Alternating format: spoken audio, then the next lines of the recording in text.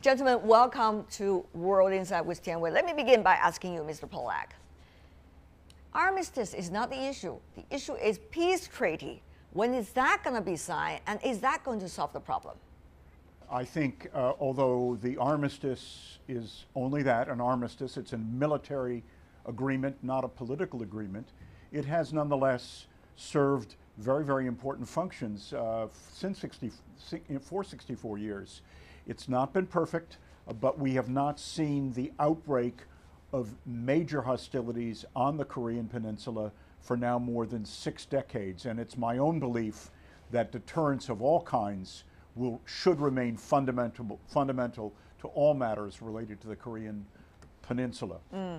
There are new risks, obviously, in the context of North Korea's missile and nuclear development, but I take very much a first things first that approach. Let us do whatever can be done to prevent the outbreak of major military conflict on the peninsula, which would be a disaster for all countries involved. Agreed.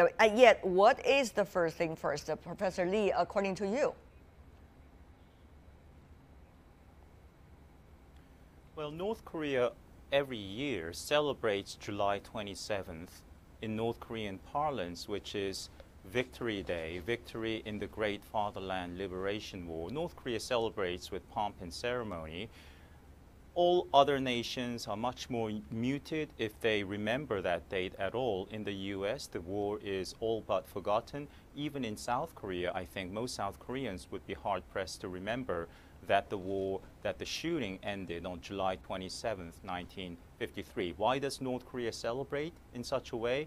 Because this date is a reminder of the unfinished business of completing the North Korean Revolution, liberating South Korea. The US stands in the way. That's why North Korea seeks a peace treaty with the United States, which would, of course, then call into question the raison d'etre of US troops stationed in South Korea, perhaps lead to the withdrawal of US troops from the South, and North Korea would be better positioned then to bully South Korea to have its way with the South. Okay, but here is one crucial issue, Mr. Zhao. That is, the status quo has changed. We see a DPRK, North Korea, has the nuclear capability that has been already known. And also recently, with the ICBM launch, we have seen it is acquiring new capabilities and even getting ever closer to launch nuclear attack against the continental United States. So we are very different, let's just say, compared to 6 years ago and certainly from just 2 years ago. Mr. Zhao, under that circumstances, shall we look at this day and look at the actions and reactions coming from North Korea with a different light? Yeah, I think it's certainly the fact that North Korea has more or less obtained a credible nuclear deterrence with the homeland of the United States. That said, I think the reality is the U.S. has refused to face that fact as is. Just recently, the acting assistant secretary of state, when she testified before Congress, she said U.S. is willing to engage with North Korea to defuse the tensions, but the U.S. doesn't have a negotiating partner.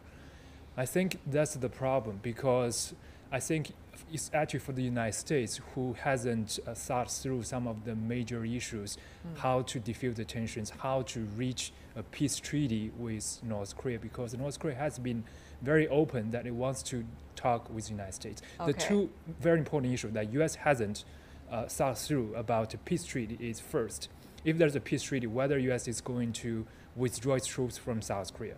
Okay. Because without a North Korean threat, there's no reason for U.S. troops to remain on the peninsula. The second issue is, if there's going to be a near-term agreement to freeze North Korea's capabilities, what compromise U.S. is willing to offer in return to the North Korea willingness to suspend its nuclear and missile tests? So those are important questions that the United States should devote more time to thinking about. Okay, you got your time for your argument. Mr. Pollack, you talk about first thing first.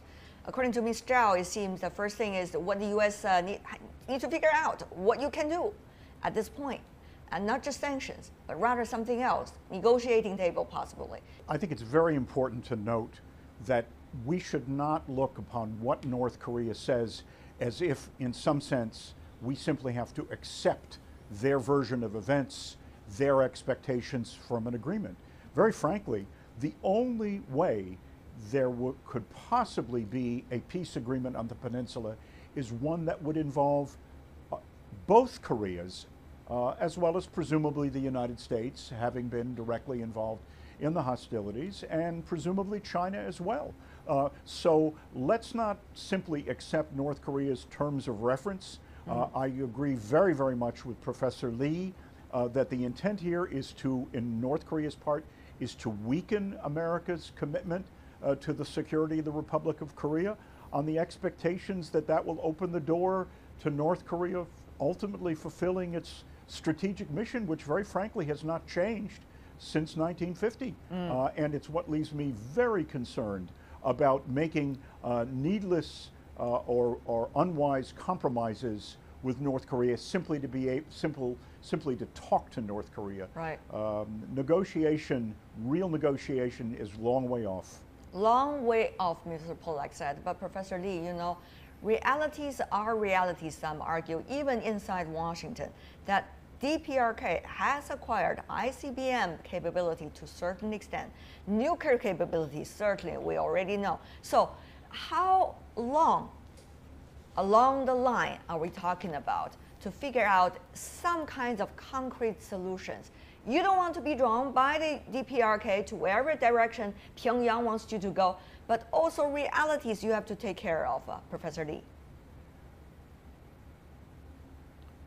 You know, despite the tough rhetoric coming out of the Trump administration, I would say it's more than conceivable that under the right circumstances, that is right for North Korea, the Trump administration could return to nuclear negotiations, even peace treaty negotiations. We remember back in the 1990s when the Clinton administration was basically ignoring North Korea, hoping that North Korea would collapse. North Korea got President Clinton's attention by conducting its first long-range missile test over Japan in August 1998. That led to a flurry of diplomatic activity, re-engagement of North Korea, and then the Bush administration, despite President Bush's known hostility toward Kim Jong-il, you know, axis of evil, and President Bush even said in public that I loathe Kim Jong-il. After North Korea escalated with its first nuclear test in October 2006, the Bush administration completely turned around, returned to nuclear negotiations, resumed food aid, lifted sanctions, and took North Korea off the State Department's state sponsors of terrorism list. So the way to get America's attention, it seems to be, is for North Korea not to behave, but to resort to another provocation and really up the ante. So what you are suggesting here, Professor Lee, that is whatever they do, never care, or you think the same practice is likely to be continued probably in the near future, at least from Washington's perspective? The old tired story of North Korean provocation and then return to negotiations and then reaping greater concessions from the big powers, that trajectory or that pattern is likely to continue for the foreseeable future until North Korea's provocations become an imminent, direct threat to U.S. security. Then everything will change. Mr. Pollack, do you agree with that? Obviously, there seems to be some different opinions coming from your counterpart. Well, I don't know that our differences are profound. I am simply very, very skeptical right now that there is any basis on which negotiations, meaningful negotiations with North Korea could possibly resume, let alone a return to the six-party process, which essentially has been defunct now for 9 years. There's nothing in North Korea's stated words or in its development programs that suggests its willingness or its desire to yield any of its weapons capabilities. They make this comment repeatedly. They claim that the more they have, the better from the point of view of their security. Let's set aside for the moment what I think have been some unfortunate public comments from time to time from administration officials to look at the reality of what the United States continues to do on the peninsula, not because it's a perfect solution, but because it's a recognition of the dangers that North Korea poses, not just to the United States and not just to the Republic of Korea, but as well to Japan and, very importantly, to China as well. Okay. Talking about China, Mr. Zhao, you have to come in here in the discussion. I mean, on the one hand, you know that the U.S. is trying to propose so-called secondary sanctions against some businesses, and possibly that would have an impact on Chinese business. Chinese Ministry of Foreign Affairs very much against that. On the other hand, you do see there is no solution, ultimate solution at this point on this issue. This has been discussed so many times in our program also. So, Mr. Zhao, what is exactly going to be China's role? I think China is certainly against the American unilateral sanctions against Chinese entities, especially the secondary sanctions. But China is willing, apparently very willing, to continue cooperating with the United States on drafting these new UN Security Council resolutions. The ambassador to UN Liu Jie recently said China is working very hard to bridge the gaps among the different positions of the P5 to reach a draft treaty as soon as possible. The issue is I really disagree with our speakers from the US and South Korea. I think this is the mainstream Chinese view as well. China doesn't believe the North Koreans simply test their nuclear and missiles for getting more attention. There must be a purpose. The purpose is to develop a nuclear deterrence capability for self-defense. The question is, at this moment, for this year's anniversary, North Korea is in a very different position compared to previous years. The sanctions on North Korea after 6 rounds have been much heavier and more stricter than before. And more importantly, North Korea is undergoing a severe drought.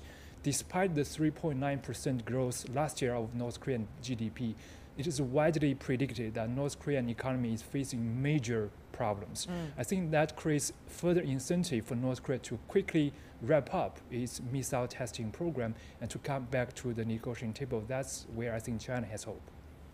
But Mr. Zhao, I need to ask you about that. The rationale that you use in order to come up with some kind of conclusion or suggestions, do you think that can be shared by the logic used by the administration in DPRK?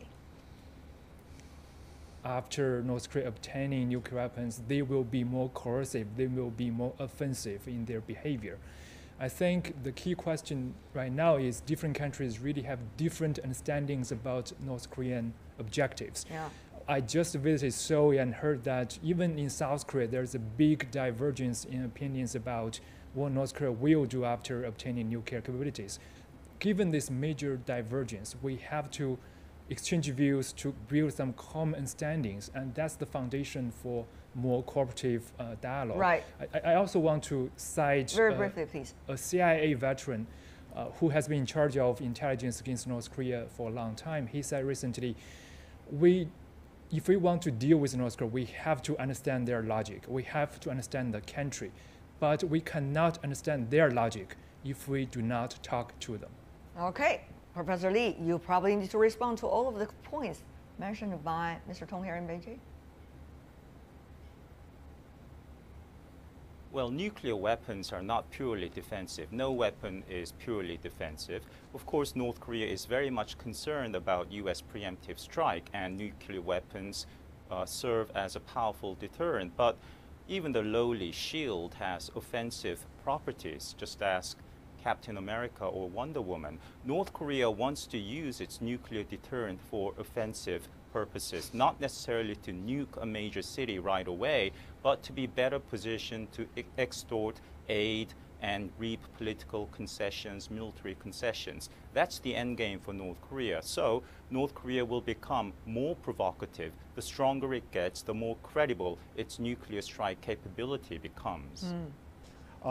Professor Zhao before talked about debate in the United States, debate in South Korea. I would like to inject debate in China. China needs to examine these circumstances. Why could it possibly be in China's interest to see a very hostile immediate neighbor acquire the most dangerous weapons in the world, ones in which the North Koreans understand very, very keenly that its missiles can not only target the United States, can not only target Japan, and shorter range missiles against South Korea, but very, very frankly, draw a concentric circle. They target China as well. The difference and the challenge right now, however cooperative China claims to be in the Security Council, is that increasingly the power acting outside that process is Russia. Russia is denying that North Korea has an ICBM capability, claiming it's only an intermediate missile. So it's not clear to me that the Russians are going to agree to any kind of cogent new sanctions emanating. So I think very frankly, the different actors, including the United States and China, have to be able to act apart from just simply what passes muster in the UN Security Council process. All right, Mr. Zhao, you need to respond. First of all, it's about China, whether China realized the danger that it is facing as a result of further development here in North Korea. Secondly, whether there will be as Mr. Pollack argued, realization among all the members of the Security Council and also particularly the six-party talks members earlier about the realities. Mr. Zhao. Yeah, I think China certainly shares the threat perception from North Korea. Recently, there is a report that senior North Korean officials in an internal meeting openly said that their missiles can fly in any direction, which is a veiled threat to China as well, after China has stepped up its sanctions against North Korea recently. So China certainly has a common goal with the United States. The only difference how to get there. I think currently China really doesn't understand why the US believes that some additional economic pressure will magically make North Korea fundamentally change its nuclear policy. So I think we shouldn't focus on debating the specific tactics, like how much more sanctions we need to be included in the new UN resolution. The real issue is we fundamentally disagree about our overall strategies to deal with North Korea. I think that's where dialogues should focus on. Can I go back to one comment from Dr. Pollack in the beginning? He said that the past 64 years since the end of the shooting in the Korean War has been imperfect but real peace, de facto peace. We've not had a war in or around the Korean Peninsula since 1953, and it's been a period of unprecedented growth and freedom, prosperity for the South Koreans, not so much for the North Koreans. Whereas if you look at the 60-year period leading up to the outbreak of the war in 1950, you see 4 major wars in and around the Korean Peninsula. What this means is nuclear weapons are a non-negotiable panacea, ace card for the North Korean regime that faces an alternate, a far more successful, richer Korean state across the border. So there won't be any resolution to the North Korean nuclear issue until we come to an imminent critical point, perhaps a brink of war.